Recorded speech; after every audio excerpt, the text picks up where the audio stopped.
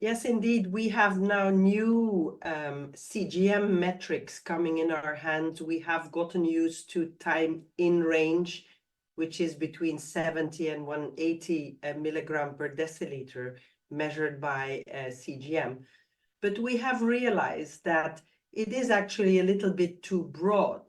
And so now there's a new concept of time in tight range between 70 and 140 milligram per deciliter that people are starting to put forward as the target to be achieved. And so we don't have an international consensus yet on the number of this time in tight range, but we believe it will be around 50%. That will be the target for people to achieve time in tight range. So what we did, we used the opportunity that we have in Belgium to have real-world evidence in people with type 1 diabetes carrying a CGM. In Belgium, we have CGM reimbursed for everybody with type 1 diabetes, children and adults.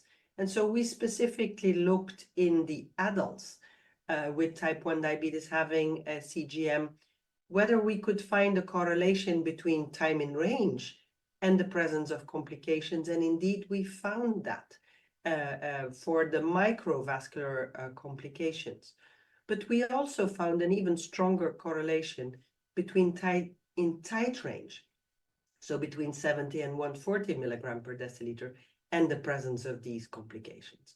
And so we believe it is yet another step in the evidence building that we as clinicians need to be a bit more ambitious when we put targets for people, and perhaps not try to get only 70% in time in range between 70 and 180 milligram per deciliter, but add another level of ambition and try and get more than 50% of the time in the tight range.